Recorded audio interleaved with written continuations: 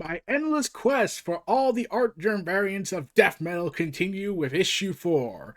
So as you can tell, as the image also shows, that I got the John Stewart art germ variant of Green Lantern John Stewart for issue 4 of death metal. And okay, this is the weird part of this point of this issue because things get I don't want to say complicated, more like, oh my god, what is going on?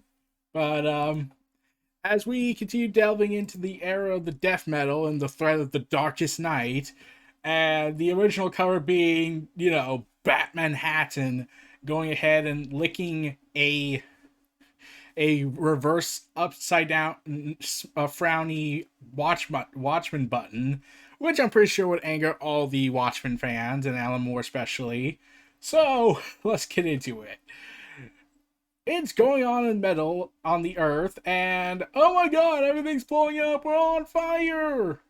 Oh, and also there's some inconsistencies because Starfire is there, even though she should be going ahead and hanging out in Doom Metal, and she's not even wearing her Doom Metal attire. So, yeah, as this raging battle between the Batman army and the Justice League and what remains of all the villains, if they can get unleashed from hell, uh, they are all battling out in some wasteland area, probably not the radiation one, as we hear a voice in the distance. Psst, hey, down here! It's you. Well, where the hell have you been, kiddo? We've been looking for you. Remember when I said this issue gets weird? It gets weird in the first page. We're in the cave now, the thickest part. The cut of the battle where it could slice either way. And so everybody's sleeping out there on the hill. Well, now you look right here at me. Not at the chaos, the blood and the fire. You look closer to this pretty face, these baby greens, and know that you're safe. You're with me now, Uncle Rock. Weird. I've taken a liking to you. You're great, and you ain't going to let anything happen to you. You got that. Hey, watch the cigarette. And there's a footstep. So then he just resumes as we see the more heroes battle off. Oh, look, Kyle Rayner, even though he should be he's somewhere else right now. But, oh, there's Ted Core, there's Shazam battling Batman army forces, and there's a person that looks like Captain Allen, but I think he was killed. But I could have sworn he was killed in Guidebook. So Sergeant Rock just says, "What was I saying? Come on, Rock, quit talking to ghosts. You just keep your eyes on the battle. Don't mind him, but since you took up a different platoon for the spell, let's compare intel. See if it squares up." And essentially what this just said was, oh, this is a this is basically, hey, you want to know everything that happened in an abridged version? Since the editorial says, be sure to check out Trinity Crisis, Speed Metal, and Multiverse's End. And then the Sergeant Rock continues. Last we were together, everyone was sitting out in their separate missions. The ring slingers went down to dismantle all the antennas and say what they could with the multiverse.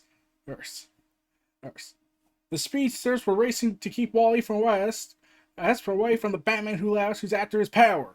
Jarl, Swamp Thing, Jonah Hex, and Harley Quinn helped Wonder Woman and her squad infiltrate Castle Bat. But not before getting jumped by some delinquent in a bird suit calling himself the Robin King, who snatched away Hex. As for Wonder Woman, Superman, Batman, they took the biggest mission of all and dove into the dark, looking for the world's powering Perpetua. Worlds where 3 major cosmic crises were still happening, so they could steal their energy with these boxes called Alfred. Rock, enough! Alright, we gotta move, kid. But all you really need to know is that the Crisis Worlds Wonder Woman company expected to find weren't the ones they got. Not by a long shot. Yes, they were not by a long shot. How do you know all this? No, legitimately. How does Sergeant Rock know all this? He's a decapitated, zombified head. And, like, unless he somehow has developed the powers cosmic and is able to, we'll just say, remember how like I said, it gets so weirded in this issue. Like, it was already weird enough, but Sergeant Rock's just babbling on plot details that we could have gotten just buying the tie-ins. And yeah, we get to Death Metal and Anticrisis Part 4, Shot in the Dark, by Scott Screen King Snyder and Greg the Muscle Capullo. And it's all hell on the map on the Metalverse, with all the cover artists. We are on the Crisis on Infinite Earths, and Batman is barely struggling and yelling into the Alfred boxes, Wonder Woman, Superman, if you can hear me through the Alfred boxes, turn back! They are ruled by rock and roll! We cannot defeat them! These worlds, they're all wrong! They're not the Crisis as we knew them! They're some kind of dark versions! Versions where, no! And Mobius takes the Crisis Alfred box. Yeah, that was the thing in Trinity Crisis. You were going to say versions of the Crisis where you lost. And that's correct, Batman. I won against you and your friends long ago. Ah, so your ultimate end goal, that had you won the crises of the first Crisis, you would have turned into a child who's extremely naked with digital coding on him. Yeah, that's creepy. Listen to me. Whatever alternate form of the Anti-Monitor you are, son, you need to give that back. I am the real Mobius, Dark Knight. All this is as real as it gets. So then we see Superman stomped down by 3 versions of Superman. And we got Superman of Kingdom Come, Soviet Superman, and Justice Lord Superman. All proclaiming, stay down. Then original Superman yells out, no! Where are the heroes? Where are... And Darkseid reveals in giant form, in the Final Crisis form, saying, there is no one here but Darkseid, Kryptonian. I control with anti-life. Anything that breathes, I speak through everything in this place. If you wish to speak to me... Oh, and by the way, you gotta get morbid as Darkseid can be. So, Darkseid, not content, he decides to create the biggest chair in the world using Green Lantern constructs, Batgirl Cassandra Cain, and Supergirl as his armchairs, while Hal Jordan provides the seat. Your energy signature, you're the real Darkseid. I am. By your perception, I entered this world only months ago. But here I had ruled for eons. I am an old god by now, and with only one task left to secure this reality. Would you like to know what it is? Yes, my end goal, my ultimate form. To me to develop white hair and tusks. Why is this even thing? So yeah, there's also something odd I find about Darkseid doing all this. Why is he subservient to Perpetua? Like, in the year of the villain storyline, Lex Luthor described Darkseid as always being a very dangerous variable if not given the offer. So, but Brainiac would say he took care of that, which we all knew in Justice League Odyssey that wasn't the case. But, so... yeah, I don't really see Darkseid, even if he could get everything he wanted, to just be satisfied getting it being a servant to a higher power than him. Because in his eyes, no one is powerful than Darkseid. I can't imagine it. But Superman tries to plead through Darkseid's conscience.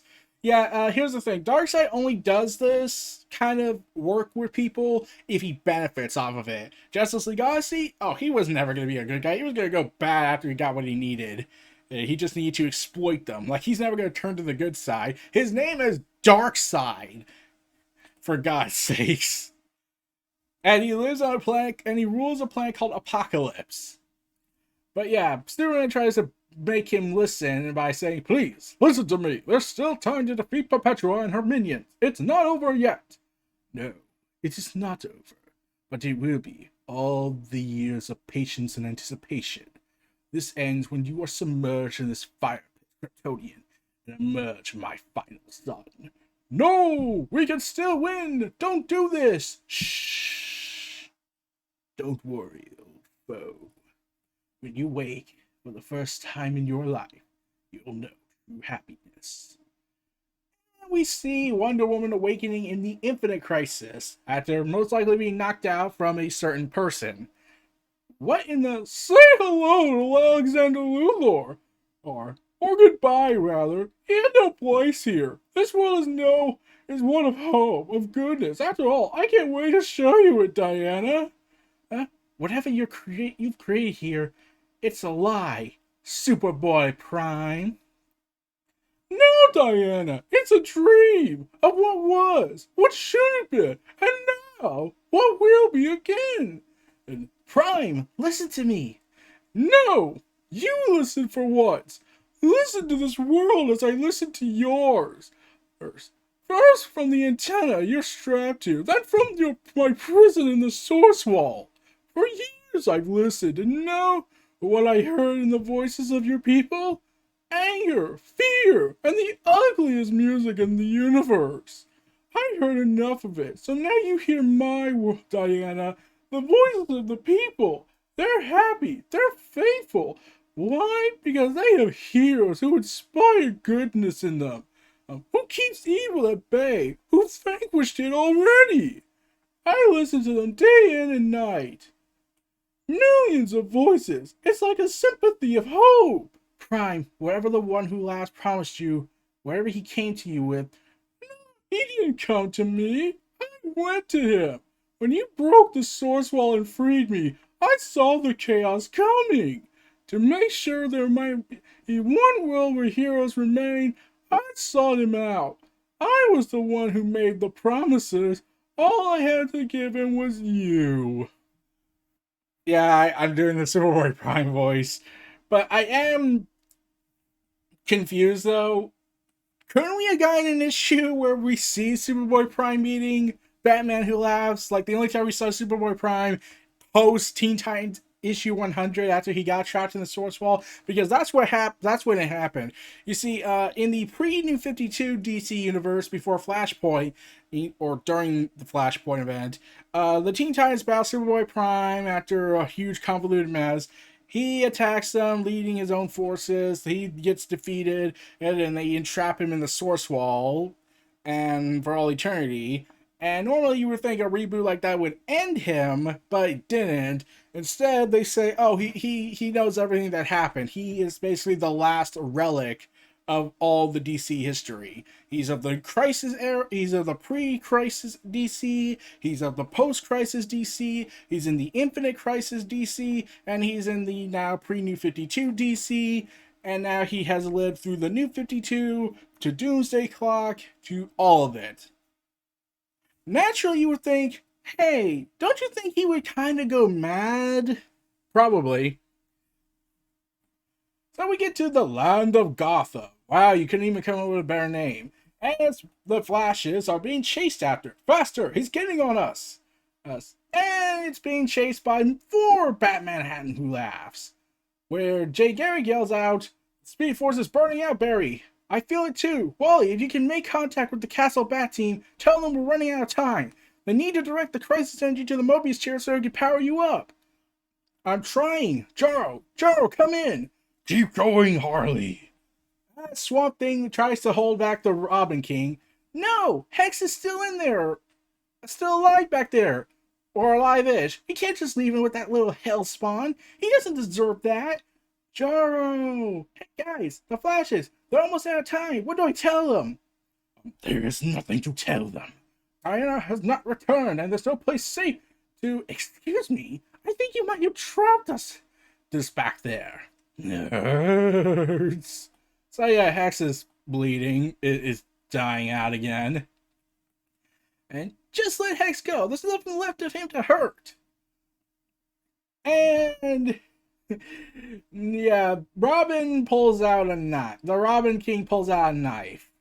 I feel that's kind of a negative way of looking at things, Harleen. Maybe I'm just young and naive. I like to think there's always something left to hurt. What are you? The knife was forged by Neuron, Lord of Hell. Ah, so you made a deal with the devil to get a knife. Okay, you're Damien, aren't you? Except this is Bruce Wayne. Why couldn't it just been one of the members of the Bat family again? This easily could have just been a darker version of Damien. I'm like, they're making Damien kill people in the main continuity. Why not do it here now? Why not make him Damien here? If you get stabbed with you're a sinner. You go straight to Masked Mandeville. Well, the lowest, hottest pit down there, where demons take the forms of those you sinned against and peel your flesh off every morning. The neat thing is, it grows back every night. Please, he doesn't. It's okay, kid. I got it coming. But you don't. Please, run before you. And he's stabbed in the brain. With Harley proclaiming as he turns to dust, "Kill you! Joe, stop her!" On it. And she tries to struggle to try and strangle the Robin. And the Robin King just gleefully proclaims, "Aw, you can let her go, guys. I was just going to give this back to her. It's the man she tried to kill me with on my own world. Hey, I wanted to ask you, I have this theory on why you use these things. See, the one who laughs, he's shown me a lot of the dark multiverse. I mean, a lot." Now, heroes' fears take the form of their evil versions of themselves.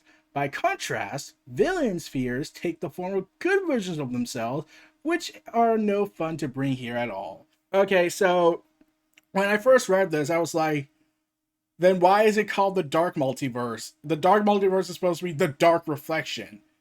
Why couldn't it just be Bizarro Multiverse then? And also, this raises another question. Now, so why couldn't you get Parallax? Like, wouldn't it have made sense if you got Parallax? Like they keep bringing up Zero Hour, but it's never shown in here. They bring up Zero Hour to some point in issue 1, but they never say the name. They never bring it up. Like, they never bring him a victorious Parallax, which never happens, which would have been interesting. But why not get Parallax? Why not get one that won? Why can't we get more than just Bruce Wayne Batman people? Like, why can't we get other heroes? Like, why can't we get an evil Diana or an evil Superman? Okay, actually, we have that cliche multiple times, so okay. Hey, but that does also mean, so does that mean the Injustice universe resides in this dark multiverse? If so, that would actually make all the sense in the world. But yeah, but then he says this. So ever wonder why you never see a Harley who laughs? So this is what he says as part of his psychological destruction of Harley Quinn. Your parents knew it. Harleen Quinzel. In folklore, a Harlequin and started as a minion of the devil. So my theory is, he used to bash these things, means to bash the truth away. That deep down, you're so much more evil than Joe. Oh, enough! Joe, release her! Hurry! That won't hold him for long! Churro, any sign of Diana and her team? Nothing! I can feel the Avro boxes down there, but they don't seem to be moving. What the hell do you think they're doing? I think is going on down there? I don't know. I pray that they find their way home. And fast. Begin countdown! Don't do this, Prime! You're the one who did this, Diana. You left Wally exposed so that the one who laughs could snuff out the only threat to him.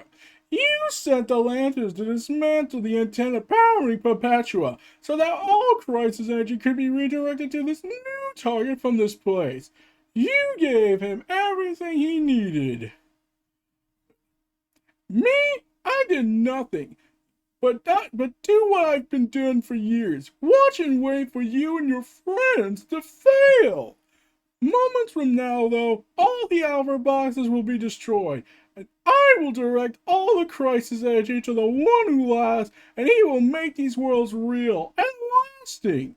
If you empower that monster, you're all monsters. You know, as a boy, I felt so lucky to just live in a time where you all walked the earth. These heroes who were the best of us. You fought bad guys and won. It was simple. I felt so lucky to be a boy living in the shadow of these idols. But you all changed. Now my purpose is to guard the essence of what you were. It's what you're supposed to be. I'm saving you, Diana. Saving you all. If making a deal with the devil is the only way to do it, then so be it. And meanwhile, Batman's being tortured by antimatter, struggling with saying, what are you doing to me? Not doing, undoing. You're the last bit of matter in existence. Once you're gone, I can finally devolve, and all will be still. No! Don't I am still I am? No, you're not. And Batman's face breaks off into tiny little blocks. Okay, that's kind of sad. As the child monitor just goes ahead and cracks the Alfred box. No, stop this! And this is when things got weird. So, okay. So Superman is being tortured in the fire pit. Yeah, that sounds about right. But he doesn't call Darkseid Darkseid. He calls him by his original name, Uaxis. I'm pretty sure I pronounced that wrong, sorry. He begs him to not do this. And Darkseid just says, Superman is, and destroys the Alfred box. Antenna ready in 30 seconds. Standing by! Target the Batman who laughs! Look, I'll admit it, you're right. The world isn't what it used to be. That's the only because the only constant out there, Prime, is change. To be alive is to be part of the one connected system that's always changing. Matter is in constant motion. Life is ever cycling. It can be sad and hard. The answer isn't controlling it with anti-life or destroying it with anti-matter. The answer is to hold back change. We have to accept it, engage it, while always staying true to ourselves.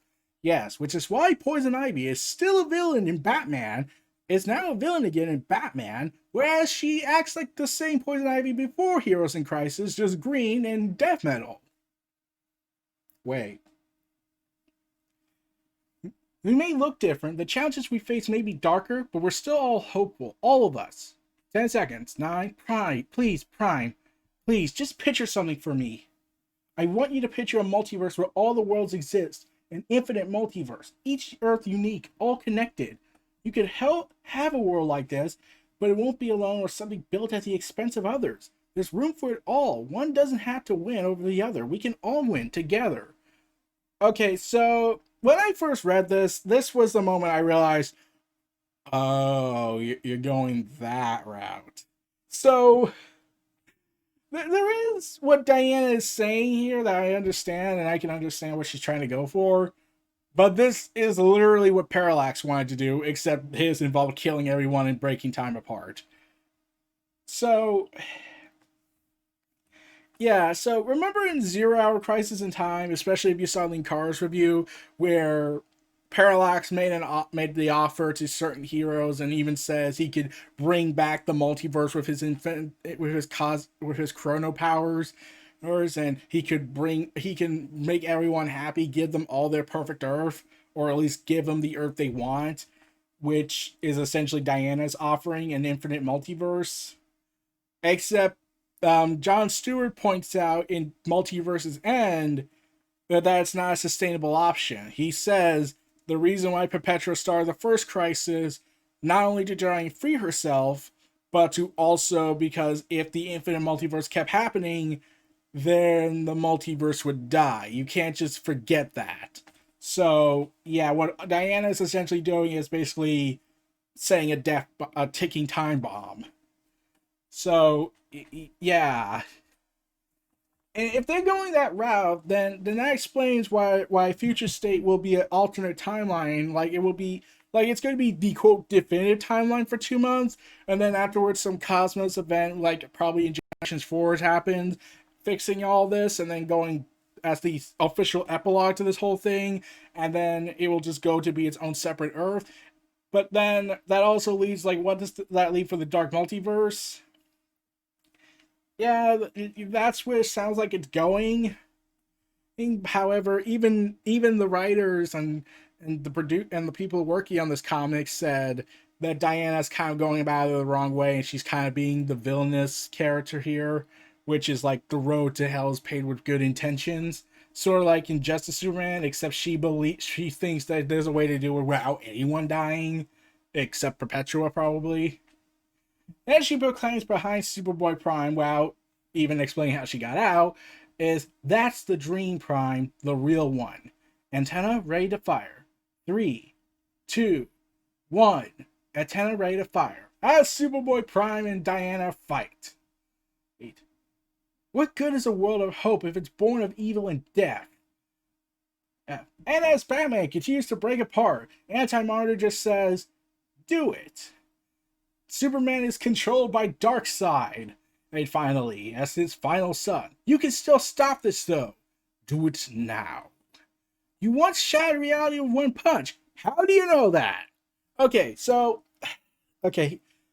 here's what I'm about to say. Let's use the Doomsday Clock connective tissue. So we can believe that Diana and the others do remember that Infinite Crisis and the Crisis, Final Crisis and Original Crisis all happened. We can all acknowledge that. We can agree that Doomsday Clock brought that back. But I'm trying to wonder, when exactly did anyone tell anyone that Superboy-Prime punched reality in the face in the secret files of Infinite Crisis? Like, I was confused at this because I was like, I don't remember did Superboy-Prime brag about it? Like, I know Alexander Luthor told Power Girl, but I don't think Power Girl told anyone because the threat was dealt with, and also at the same time, and she was kind of in a grieving state because the people she grew up with were all killed viciously, and the two people that she could have related with became psychopathic madmen.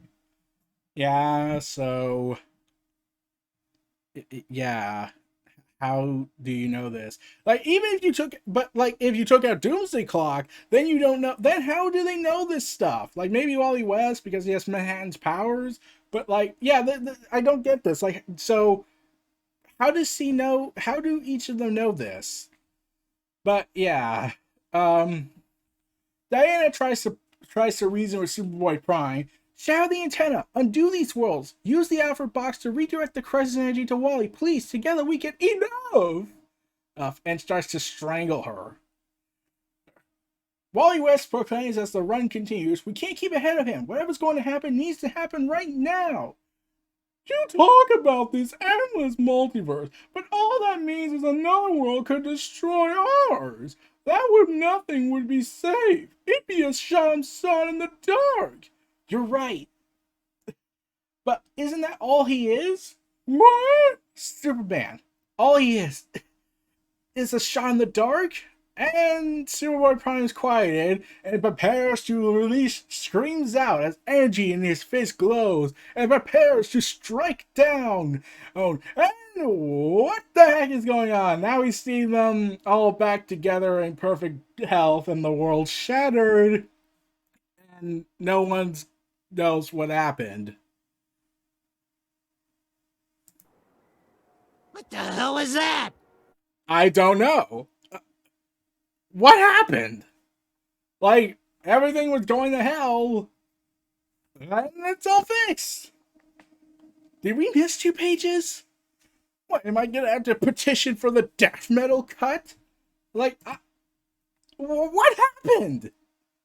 Like, now they're all together, and Darkseid and the Anti-Monitor have been left behind. And Diana reports to Jaro that they got Superboy-Prime with them. So, yeah, Superboy-Prime has been convinced. He punched the antenna or something? Like, we don't...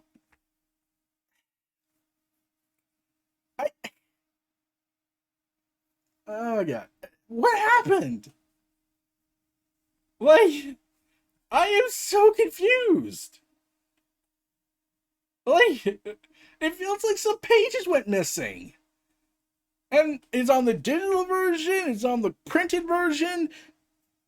Was there a cut missing? Will we get extended scenes in the death metal when it comes out on a hardcover in deluxe edition? Yeah. In fact, Batman and Superman don't even seem surprised that Superboy-Prime. Hey, Superboy-Prime, why are you here? I thought you were going to kill us. In fact, wait, didn't you like kill Kal-El of Earth 2? Oh, try to kill me and Batman and everyone else and reshape reality and Twisted Image. And it's like, there's no one addressing that. It just comes out of nowhere. So yeah, so they tell him and saying that the Jaro responds saying, I'm here, I got you, but you need to hustle. The Flashes, they're out of time. Prime, target Wally, hurry. Doing it. So yeah, this is the part where I'm cutting out the Superboy-Prime voice because now he's changed sides. They say, doing it, channeling all crisis energy now. Oh, and fires the Alfred box. We're back! We did it! We, guys, as they emerge from the pit, they realize Wally West is red again. And the team, and yet Harley Quinn, Joro, and Swamp Thing are all together somehow. Yeah, that was quick. And everyone's all frowny, saying, with Wally proclaiming, I don't think it worked. No, didn't. And Harley asks, why the hell not? And this is when we get the bullshit explanation because he's Batman who laughs. Because before you found it here in Gotham, I rigged the Mobius Dare to redirect all power to me. So, okay, hold on. Let me find it. Yeah, sorry this is taking a little bit longer than it should have been, but I really need to point this out. Okay. Let's see, Speed Metal. Oh, good story. This is what it says. Okay. The Batman who laughs tried to steal the knowledge from it, but it rejected him.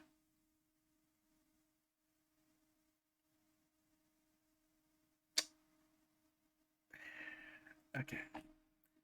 So, okay, now to this defense, I will say this. Now that Wally West also brings this up, now that he's gained control of anti-crisis energy, he'll try again. Okay, fine. Let's buy, but there's just one major problem. This was before they got the chair back, and this was, and like, so like after issue 2, when Batman hadn't becomes Batman the Darkest Knight, so between issues 2, so sometime in issue 2, that would theoretically mean that between issues 2 and 3, before he chased after the Flashes, he went back to the Mobius chair and redirected it. Like, they don't say it, but yeah, now that's a defense they can make. They could say easily that before he chased after all the 3 Flashes, he went back to the Mobius chair and rigged it because he has anti-crisis energy in him. Now, allow me to point that out. He could theoretically have done that. And I get the idea. Like, they could have said, like they probably should have said it better. He just says, I'm Batman who laughs. Instead, why couldn't they show a flashback that shows him in his Darkest Night form, clawing on the Mobius chair beforehand? But once again, this is more like okay, so I get that he has Dr. Manhattan's powers, or a weaker version of him, so maybe he predicted this would happen, but they don't show flashback sequences to give that while he's explaining it. It just says, I'm Batman Manhattan, bitch. And Diana despairs, saying, no, yes, you just gave me everything I need to remake the multiverse in my own image. So let me be the first to welcome you to the last 52. To be continued. Yep, that's where the comic ends, everyone. It ends with Batman Manhattan winning. Until the next set of issues.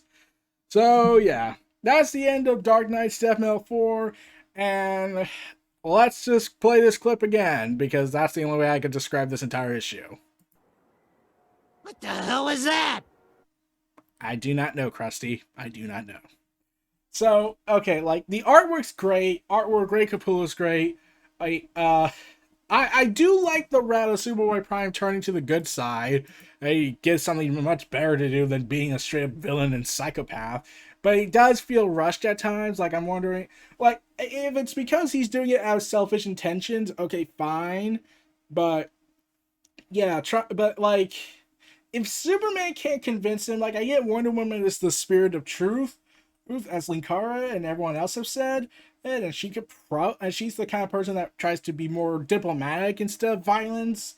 And so I get that, but when you're trying to convince Superboy-Prime, who is supposed to be a parody of is supposed to be a straw man of the entitled fan base who wants things to go back to a simpler time, aim, um, it's just, yeah, but like, oh god, I'm not even gonna dig into that hole, but yeah. So this is part of the next final steps towards the end game because now so here's the thing what I feel like should happen. So Scott Snyder said that he spoke with Jeff Johns about this about Superboy-Prime. So I thought like couldn't he just do his own spin on it? It's, like he did do his own spin. He turned Superboy-Prime into a good guy or probably anti-hero. But if I had to guess, I get the feeling Darkseid is going to betray Perpetua, even if the Superboy-Prime didn't turn, he probably would have turned because he's not going to be subservient. He's a new god. Perpetua is, for all intents and purposes, an old god, the mother of the multiverse. That makes her more older than Darkseid. So I'm pretty sure Darkseid would say, "I am the new god, and new gods are meant to replace the old god." So yeah, that would have been like Darkseid fighting a challenge in it to take out the final god if he's as he sees it, and try and kill Mobius and the Monitor and the World Creator. So yeah, and here's the thing I do feel like should happen now that Superboy-Prime's a good guy. He should die. No, I'm being serious. Like Superboy-Prime, this specific character, he's the one that should die in this battle. Like, really think about it. Like, even if he somehow saved everyone, he's never gonna have his own life. He's gonna be always under constant watch because he's also the most unrestricted Superman out there. He's not supposed to have any of Superman's weaknesses, though. Then Infinite Crisis happened, and they had to give him a weakness, or else they would never been able to win. But like, yeah, it's just, it's just it feels like he should die in this. Like he is like Jeff Johns is coming back to write him probably in the Secret Origin and tie into Death Metal. So I feel like that's since it says in the solicitation that Superboy-Prime is going to battle the Darkest Night, which I'm pretty sure is more like DC's way of saying we apologize for not giving you Superman versus Manhattan, even though that's not how the fight should have went. Even though everyone agrees that the fight shouldn't really go that way, but now we're like, nah, let's do the fight. Hey, but we can't have it be Superman and Doctor Manhattan, so we're gonna have Superboy-Prime versus the Batman Manhattan. Yeah, that's a good compromise, right? Except everyone kind of agreed that Superman and Doctor Manhattan wouldn't do that.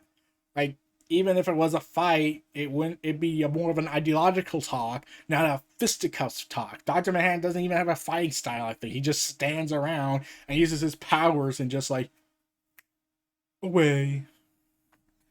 So yeah, confusing yet this all the same. This was just a confusing issue for me because I'm like, how does Sergeant Rock know everything that's going on? Wait, how does Superboy-Prime get convinced regarding from Diana of all people? Like, I get Diana is like the negotiator for the most part, and Batman is the brooding asshole, and Superman is the guy that tries to help as many people as possible. But um, yeah, and like I said, in Secret Origins of Death Metal, and when was the last time we heard Secret Origins? It is supposed to lead to this big battle between Superboy-Prime and Batman Manhattan Darkest Night. So I'd be excited for that. But I feel like Superboy-Prime, he definitely needs to die in that issue because it was like, wouldn't it be a better idea to have him die a noble death than keep him around? Like that's how it should probably go for him. Like there's really nothing left. Like maybe he could have a second chance at life as a fresh start without the memories of all the things he's done, and then it be a new different person, but it still be a Prime Earth reborn, and with him as a new Prime. But like, yeah, getting confusing. And this is comic books. This is comic books, everyone.